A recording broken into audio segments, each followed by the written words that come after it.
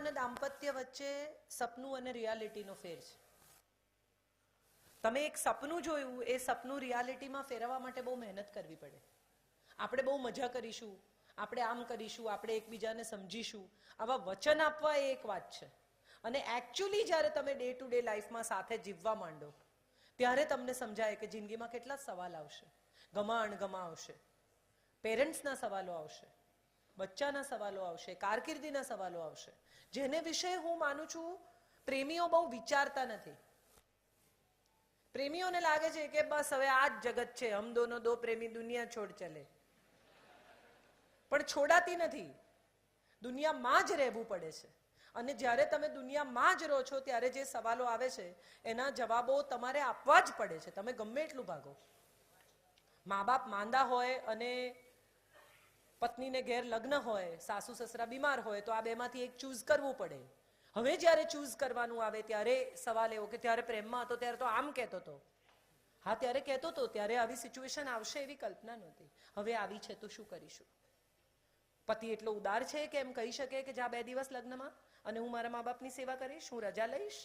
કે પતિ એટલો ડોમિનેટિંગ છે કે એવું કે ભાઈ એ લગન બગન ઠીક છે, મારા મા બાપની સેવા અગત્યની છે. અને અહીંથી સવાલ શરૂ થાય છે. કારકિર્દીનો સવાલ આવે ત્યારે પત્નીની કારકિર્દી કદાચ પ્રમોશન થતું હોય અને 2 વર્ષ ક્યાંક બીજે ટ્રાન્સફર મળતી હોય ત્યારે પતિ એવું કે અહીંયા બધું કોણ જોશે? પણ એ ભણી છે, એની કારકિર્દી છે, એના પણ સપના છે. સહિયારા સપના જોવાની ટેવ એ સાચો પ્રેમ છે એમ હું માનું છું. સાથે સપના જોવા જોઈએ. મારું સપનું ને તારું સપનું ના હોય, લગ્ન પછી આપણું સપનું હોય.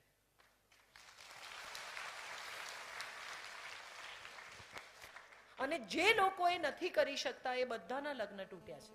10-10 વર્ષના પ્રેમ સંબંધ પછી મા બાપના વિરોધ સાથે ભાગી ગયેલા છોકરાઓ પણ 6 મહિનામાં છૂટા પડી જાય. અને ત્યારે સવાલ આવે કે શું થયું? પણ એ 6 મહિનામાં છૂટા પડે ત્યારે જ રિયાલિટી સામે આવી છે.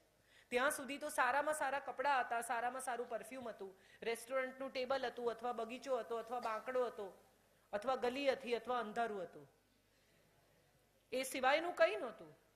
રસોઈ નહોતી, શાકભાજી નહોતા, દૂધ નહોતું, ફ્રીજ નહોતું, ઉભરાઈ જતું દૂધ નહોતું. બાથરૂમમાં પાણી આવશે કે નહીં આવે એવા સવાલો થશે. આવશે તો એક જ ડોલ હશે, બેમાંથી કોણ નાહીને જાય? હવે બધા જ સવાલોની રિયાલિટી સાથે જે લોકો પોતાનો સંબંધ નિભાવે છે એ લોકો ટકી જાય છે, અને જે લોકો નથી નિભાવી શકતા એ ઝૂકી જાય છે. ગુડ મોર્નિંગ મેં અહીં એક રિક્વેસ્ટ છે. હા બેટા. કે ગોલ અને સ્વપ્નો વિશે તમારો વિચાર જાણવા માંગુ છું. શેના વિશે? Goal, dream.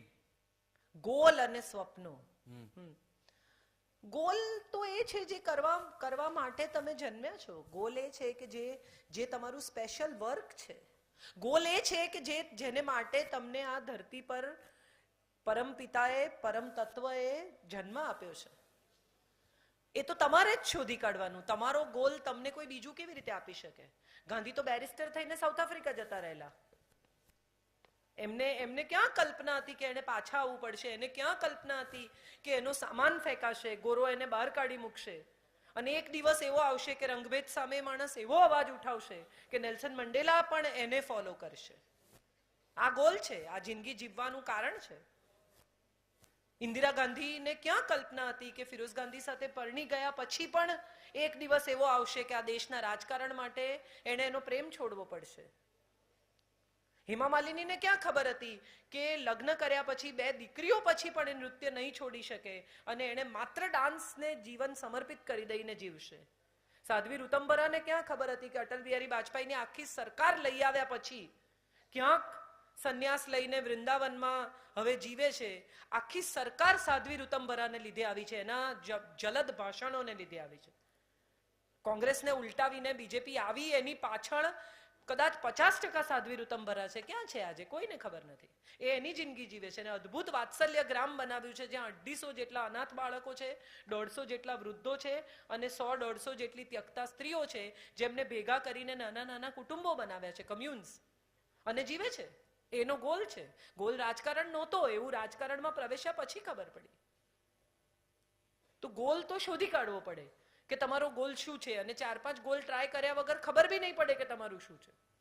એટલે એવું ધારવું નહીં કે પહેલો જ ગોલ તરત જ જડી જાય. સુનિલ ગાવસ્કર ને સચિન તેંડુલકર તો બહુ ઓછા હોય કે હાવ 3 વર્ષના હોય ત્યારથી ખબર હોય કે હું ક્રિકેટ રમીશ. બાકીના લોકો, Dhoni had to work as a railway, નોકરી છોડીને આવ્યો રેલવેની, અને એણે કહ્યું કે પાપા નહીં હોતા મુझसे.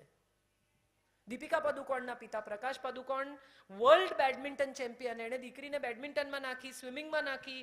દીપિકા પદુકોણ સ્વિમ કર્યું એણે થોડા વર્ષ નેશનલ માટે, ને પછી કહ્યું કે હવે મને મોડલિંગ કરવું છે, એક્ટિંગ કરવી છે.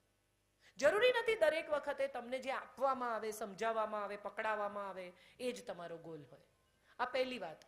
અને સપનું જોશો તો સાકાર કરશો, સપના જ નહીં જુઓ તો સાકાર કેવી રીતે કરશો? પપ્પાની ફેક્ટરી છે, આપણે ત્યાં બેસી જવાનું છે, પપ્પા ડોક્ટર છે, આપણે હોસ્પિટલ સંભાળી લેવાની છે, તો એનો અર્થ એમ થયો કે તમે ગાડરિયા પ્રવાહમાં પાછળ નીકળી ગયા છો.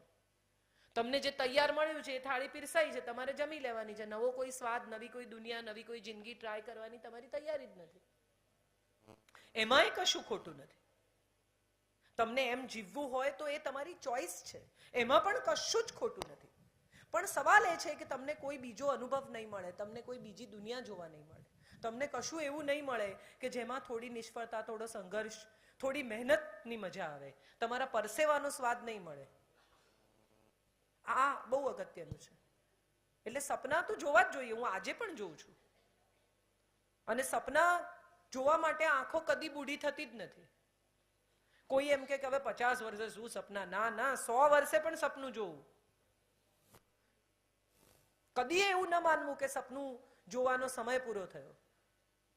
પણ સપનું પૂરું કરવા માટે જાગવું પડશે, એટલું નક્કી છે. સૂતા જ રહેશો તો આવશે સરસ મજાના. એક શેઠ હતા, એનો એક ચોકીદાર હતો. પછી શેઠ બારગામ જવાના હતા. ચોકીદાર સવારે 5:30 વાગે શેઠને ત્યાં આવ્યો અને કહ્યું કે આજે તમે ન જાઓ. એટલે શેઠે કહ્યું કેમ? બધું બેગ તૈયાર છે, ફ્લાઇટની ટિકિટ મારા હાથમાં છે, હું કેમ ન જાઉં? તો કે સાહેબ તમારું ફ્લાઇટ પડી જવાની છે. અરે ગાંડો છે કે તને ફ્લાઇટ પડી જવાની? કે સાહેબ મને વહેલી સવારે સપનું આવ્યું છે. એટલે શેઠે કહ્યું કે એવું બધું ના હોય, હવે અક્કલ વગરની વાત ના કર. તો કે સાહેબ મને જેટલા સપના આવ્યા છે ને એટલા સાચા પડ્યા છે. શેઠે પછી શેઠાણીએ બી કહ્યું કે હવે જવા દો ને, આજે ના જાવ તો શું તમારું? કે સાર. શેઠ ન ગયા, ફ્લાઇટ પડી ગઈ, શેઠનો જીવ બચી ગયો. શેઠે બીજે દિવસે ચોકીદારને બોલાવ્યો, 5 લાખ રૂપિયાનું ઇનામ આપ્યું અને કહ્યું કે કાલથી નોકરી પર નહીં આવતો. એટલે પેલાએ કહ્યું અરે કેમ નોકરી પર નહીં આવવાનું? તમે તો મને ઇનામ આપો છો. તો શેઠે કહ્યું કે દોસ્ત, તારી જોબ તો જાગવાની છે, તું ચોકીદાર છે, તારે જાગવું જોઈએ. તને જો રોજ સપના આવતા હોય તો એનો અર્થ એમ કે તું રોજ ઊંઘી જાય છે. એટલે ભલે તું મારો જીવ બચાવવાનો ઇનામ લઈ જા, પણ નોકરી તો નહીં હવે રે તારી. આપણી જોબ શું છે આપણે નક્કી કરવાનું છે, અને જોબ સાથે જોડાઈને જે કંઈ થઈ શકે તે કરવાનું છે. હું ગઈકાલે હોસ્પિટલમાં હતી અને GLF ગુજરાતી લિટરેચર ફેસ્ટિવલમાં બોલવા જઈ શકી નથી. એટલી બધી મારી પીઠ પકડાઈ ગયેલી. I had to go to a physiotherapy hospital. અને આજે સવારે મને સર્વેશ્વરભાઈએ ફોન કર્યો ત્યારે મેં કહ્યું હું નીકળી ગઈ છું, તમે ચિંતા ના કરો, હું પહોંચી જઈશ. મારો ગોલ છે તમારા સુધી પહોંચવાનો, તો મારી શારીરિક પીડાને મારે ઇગ્નોર કરવી જ પડે. હું મને મારી જાતને પંપના તાળી ના પાડશો. હું મારી જાતને પંપાળીને બેસી રહું ને તો મને પણ અધિકાર છે. હું હવે એટલા પૈસા કમાઈ ચૂકી છું કે હું કદાચ 4-5 કાર્યક્રમ કેન્સલ કરું તો મને પોસાય. સવાલ પૈસાનો નથી, સવાલ મારા કમિટમેન્ટનો છે. અને આજે જ સવારે મારા મિત્રનો મેસેજ આવે છે કે આઈ એમ શ્યોર કે તને બહુ જ સખત પીડા હશે, બાકી તું કમિટમેન્ટ કેન્સલ કરે એવું મેં સાંભળ્યું નથી. મારા પિતા ગુજરી ગયા એના બીજા દિવસે હું રાજકોટમાં હતી. મારી મા ગુજરી ગઈ, એને સ્મશાનમાં પહોંચાડી અને હું બીજા દિવસે સુરત હતી. કેમ? કારણ કે મને ખબર છે કે આ 2000 લોકો જે જીવે છે ને એ વધારે અગત્યના છે. જે ગયા એ બહુ મહત્વના નથી. એ તો ગયા, એમને આપણે સુંદર રીતે સ્વધામ પહોંચાડ્યા, આપણી જવાબદારી, આપણી જોબ પૂરી કરી. મારી મા મારી સાથે રહી, જ્યાં સુધી જીવી ત્યાં સુધી. મારા પિતાને કેન્સર હતું, એમની મેં છેક સુધી સેવા કરી. એમની સેવા કરવા માટે મેં મારું મકાન વેચી કાઢ્યું. આ બધી કથા એટલા માટે નથી કરતી કે હું કેટલી મહાન છું. આ બધી કથા હું એટલા માટે કરું છું કે તમારી પાસે આવા સવાલો આવશે, આવી ચોઇસીસ આવશે, આવા ગોલ આવશે, આવા સપના આવશે. તમારે એમાંથી પસંદગી કરવાની આવશે. અને ત્યારે કશુંક આવું સાંભળ્યું હશે ને તો એ ક્યાંક તમારા રેફરન્સમાંથી નીકળી આવશે. આ સ્ટોર કરજો, ફેંકી નહીં દેતા. હમણાં ને હમણાં કદાચ કામ નહીં એ લાગે, બહુ કંટાળો આવશે, પણ જિંદગીમાં જ્યારે ચોઇસ કરવાની આવશે ને ત્યારે આવા રેફરન્સીસ બહુ કામ લાગશે. માટે આ પ્રયાસ, આ પ્રવાસ, આ મહેનત થઈ રહી છે. હરિવંદના કોલેજને કોઈ ઇન્ટરેસ્ટ નથી કે તમને શનિવાર સવારે બોલાવીને આ હોલના પૈસા ખર્ચીને, મારા પૈસા ખર્ચીને તમને બોર કરે. એમનો રસ એટલો જ છે કે તમે જ્યારે પણ જિંદગીમાં તમારી જાતને એક સવાલ પૂછો ત્યારે એના 6 જવાબ હોય તમારી પાસે, જેમાંથી તમારે એક પસંદ કરવાનો હોય. અને આ 6 જવાબો હું આપું, જય વસાવડા આપે, ભદ્રાયુભાઈ આપે, ફલાણા આપે, આ આપે, તે આપે, બધાના પોતપોતાના જવાબો છે. એમાંથી તમારે તમારો જવાબ જાતે બનાવી લેવાનો છે, કોમ્પોઝિશન કરીને. બધાના પોતાના જવાબ છે. કોઈને રેડીમેડ જવાબ નથી મળતા. कि कभी किसी को मुकम्मल जहां नहीं मिलता, कहीं जमीन तो कहीं आसमां नहीं मिलता. ऐसा नहीं कि तेरे जहां में प्यार नहीं, बस जहां उम्मीद हो उसकी वहां नहीं मिलता.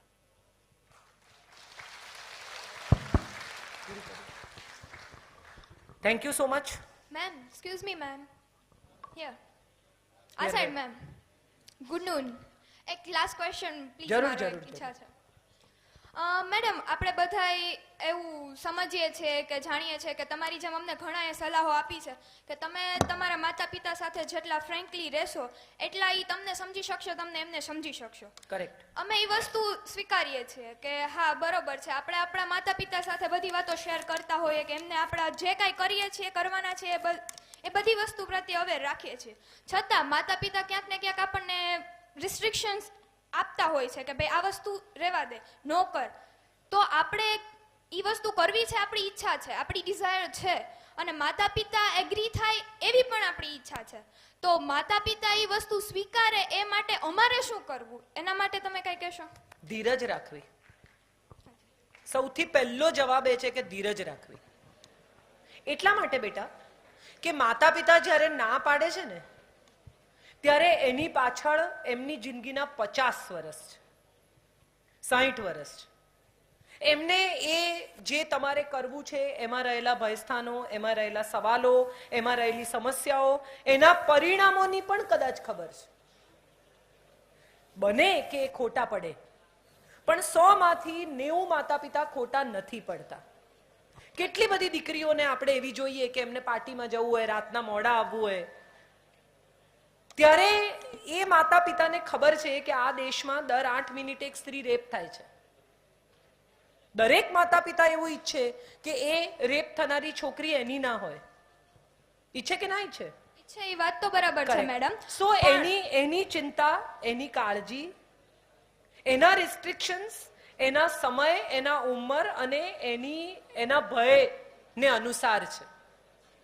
તમારી ફ્રીડમ, તમારી ઈચ્છા, તમારી ઝંખનાઓ, તમારી ઉડવાની ઈચ્છા, આ બધું તમારી ઉંમરને અનુસાર છે.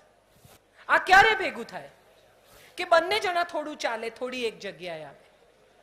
તો આપણે એવું કહી શકીએ ખરા કે ભાઈ આપણા પેરેન્ટ્સ આપણામાં થોડોક વિશ્વાસ રાખી શકે, એમણે આપણને ઉછેર કરીને મોટા કર્યા છે, તો એમને ખબર છે. જે તમે મને કહી શકો છો એ શાંતિથી બેસાડીને તમારા પેરેન્ટ્સને પણ કહી શકાય. પ્રશ્ન શું થાય છે કે તમારી પેઢી ઉશ્કેરાઈ જાય છે, તને મારામાં વિશ્વાસ જ નથી. આ ભાષા જ નથી, આ રીત જ નથી મા બાપ સાથે વાત કરવાની. મેક ધેમ સિટ ડાઉન.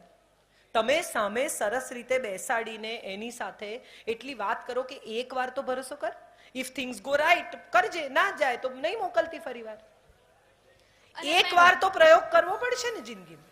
એ વસ્તુ બરાબર છે, તમે હમણાં જેમ કીધું એ પ્રમાણે. કે મારો બીજો ક્વેશ્ચન એવો છે કે કોઈ પણ છોકરી કાંઈ કરવા માંગે છે તો સમાજ અને સોસાયટી અને એના પેરેન્ટ્સ એને એમ કહે છે કે ના ના, મારી દીકરી મારા માટે દીકરાઓ પુરવાર થઈ છે. થઈ ગઈ વાત. તો એટલે એ જ હું કહું છું મેડમ કે એ વાત તમે જે કીધી, તો એ વાત પ્રત્યે હું એવું પૂછવા માંગુ છું તમને કે શું કોઈ પણ દીકરી જો આવું કરવા માંગે છે કે હું મારી રીતે પુરવાર થઈ બતાવું, તો એની રીતે તો સાચી છે જ, તો સમાજનો દ્રષ્ટિકોણ એના માટે બદલાય. એ માટે એને હાલો એક વ્યક્તિ છે એમ વિચારશે કે ભાઈ હું દીકરી તો છું જ, સારી દીકરી તો પુરવાર થઈ છે, દીકરોય પુરવાર થવા માંગુ છું, તો એને દ્રષ્ટિકોણ બદલવા માટે એને પોતાને શું કરવું પડશે? ફરીથી ધીરજ રાખવી પડશે.